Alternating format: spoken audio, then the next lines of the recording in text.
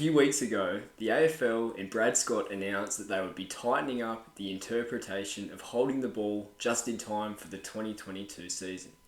So they're existing rules and they're just tighter interpretations of those rules. So what better time than now to go over the much misunderstood rule of holding the ball. Hey footy fans, we're going to take a deep dive into the laws of the game to understand holding the ball. We're going to understand how it was interpreted in 2021, why it's so difficult to adjudicate with consistency, and my prediction for how holding the ball will look this year. I've watched footy for the best part of 30 years, and I can honestly say that I thought I had a complete understanding of what holding the ball actually meant. My God, I was wrong. Let's have a look. Holding the ball. The spirit and intention of this law ensures that if a legal tackle occurs, the player with the ball still has an opportunity to dispose of the ball. Holding the ball prior opportunity. If a player has the ball and they're assumed to have prior opportunity by the umpire, they must immediately dispose of the ball when they are legally tackled. Holding the ball incorrect disposal. If a player has the ball and they don't have prior opportunity, if they elect to dispose of the ball illegally, this free kick will be called. However, if a player genuinely attempts to correctly dispose of the ball and illegally disposes of it, then it will not be a free kick. If a legal tackle causes the football to be dislodged from the player, this will not be a free kick, this will be play on. Holding the ball, no genuine attempt. Even if a player hasn't got prior opportunity, they must make a genuine attempt, which seems kind of silly because sometimes you see a player who has the ball pinned to them, but they still need to punch the ball and try and get it out.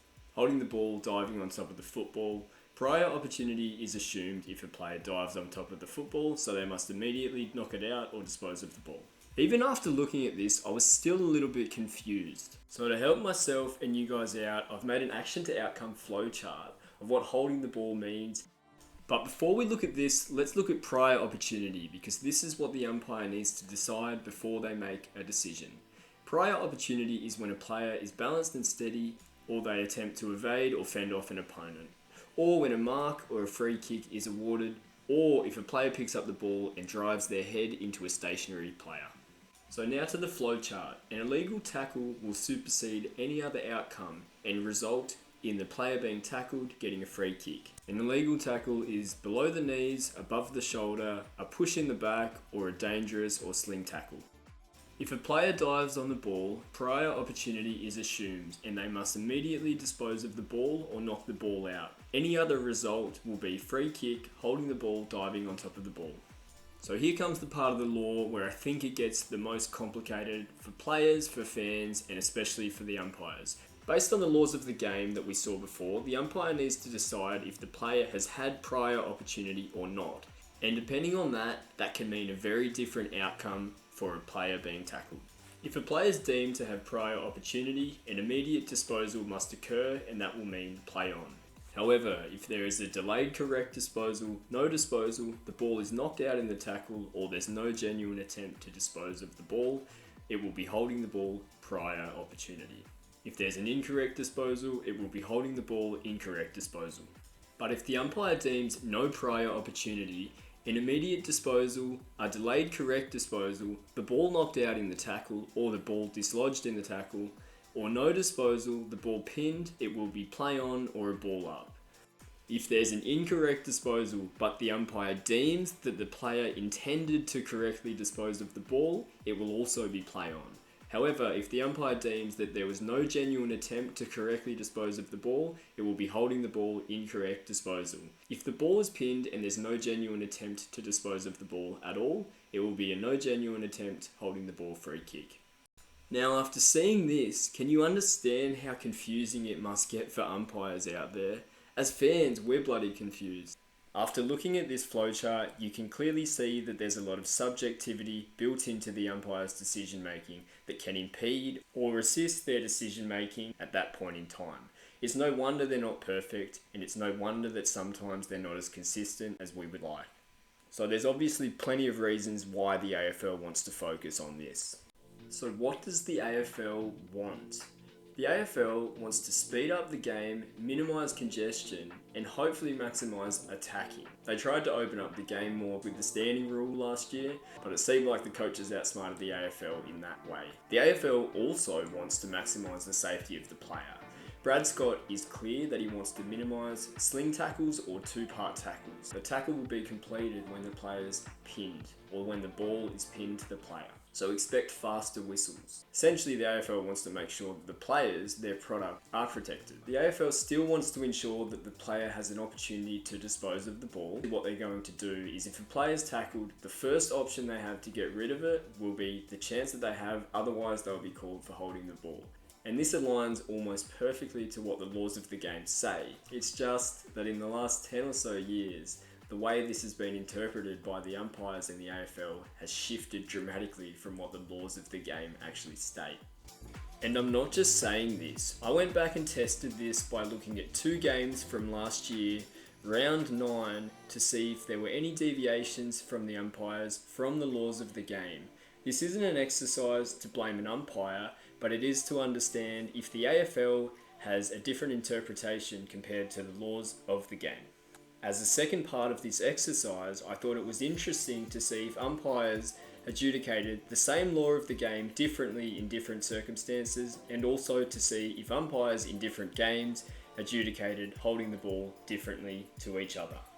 In the first example, you had a player diving on the ball and knocking it out immediately, and it should be play on, and the umpire called it that. In the second example, a player dived on the ball and it was called holding the ball correctly. In this third example, you've got a player diving on the ball and it was called a ball up. If the umpires are adjudicating to the laws of the game, this should have been called holding the ball, a free kick to Port Adelaide. And then in the Giants and GWS game in round 9 as well, you have a player diving on the ball and the umpire calling a ball up. If you want to stick to the laws of the game, this needs to be called as holding the ball. In the Western Bulldogs Port game, you have calls like this, which are holding the ball and perfect according to the laws of the game. And then you get calls like this, where the player gets the ball, is steadied, gets tackled, and the umpire calls play on. Not only is this inconsistent for earlier in the match, but it's also inconsistent according to the laws of the game. And in some instances, an incorrect disposal is clearly missed.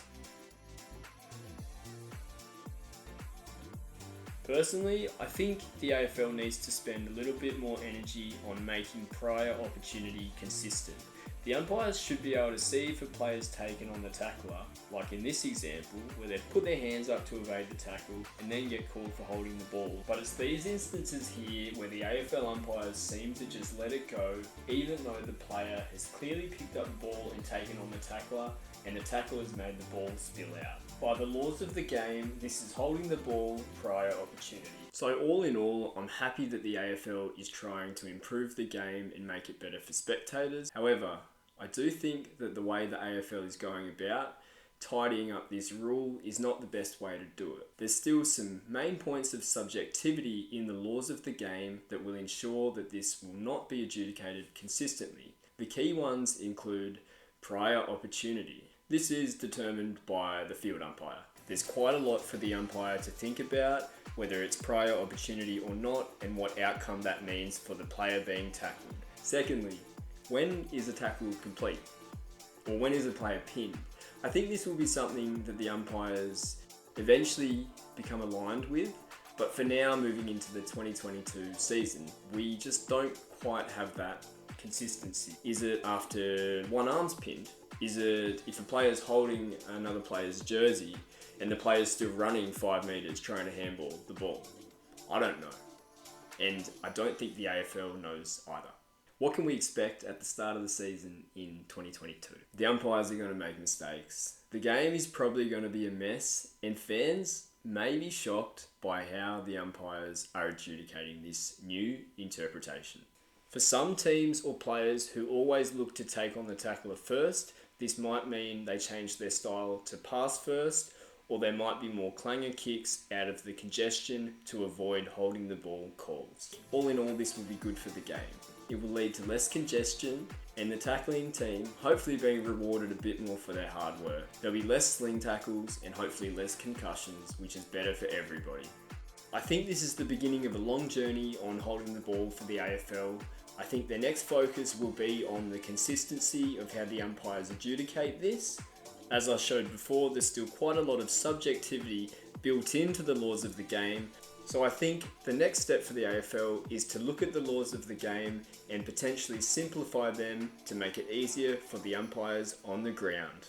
For now, this is a good first step and should assist the watchability of the game and help the umpires out. Thanks for watching. I hope I've helped you understand holding the ball. Leave a like and subscribe if I have. Leave a comment if you have some other thoughts. Would you do this differently if you were the AFL and Brad Scott? That's all from me. Peace out.